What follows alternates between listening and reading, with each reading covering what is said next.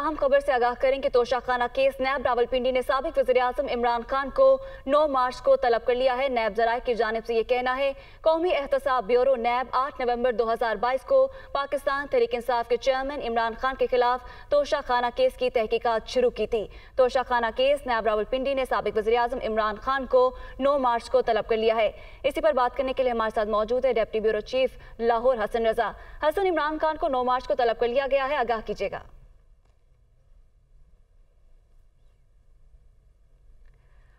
इसी पर बात करने के लिए हमारे साथ मौजूद है ब्यूरो चीफ अदील वड़ाइश। अदील, 9 मार्च को तलब किया गया है साबिक वज़ीर-ए-आज़म इमरान खान को, आगाह कीजिएगा। जी देखें, 9 मार्च को ये जो तलबी हुई है, इसमें अगर इमरान खान पेश नहीं होते तो ये नैब ज़राए की जानिब से बताया जा रहा है कि उनको फिर 2 मौके और दिए जाएंगे। इस दौरान अगर ताउन नहीं किया जाता तो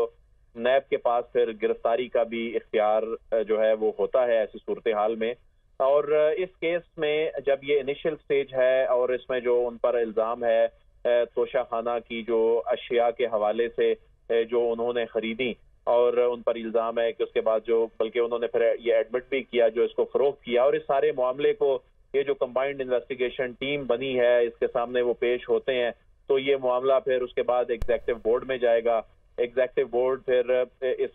मामले की इन्वेस्टिगेशन के हवाले से मंजूरी देगा, और उसके बाद फिर जो इन्वेस्टिगेशन होगी, असल स्टेज वो होगी जिसमें फिर इन्वेस्टिगेशन के बाद जो कि एग्जेक्टिव बोर्ड मंजूरी देता है, और उसके बाद फिर मामला रेफरेंस पे जाता है और रेफरेंस फिर वो अदालत को रेफर किया जाता है।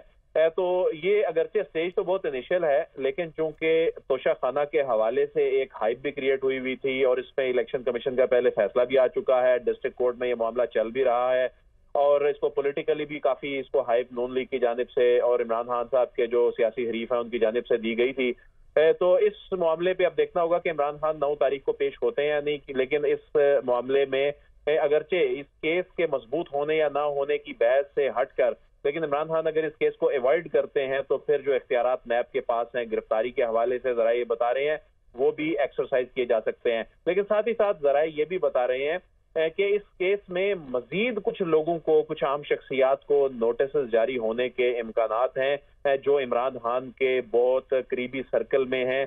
तो उनको जब नोटिस जारी होंगे तो वो भी देखना होगा कि क्या वो इनके साथ ही उनको पेश होना होगा। लेकिन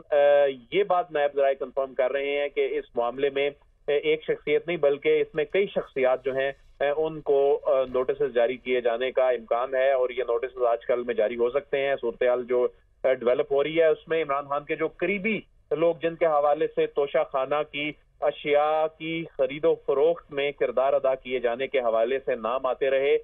उनके हवाले से ज़राए ये बता रहे हैं उन्हें भी नोटिस जारी हो सकते हैं। तो अब नैब की जानिब से जो नोटिस 9 मार्च को तलबी का जारी किया गया है, अब इनको ये जो कंबाइंड इन्वेस्टिगेशन टीम बनाई गई है इसके सामने पेश होना है,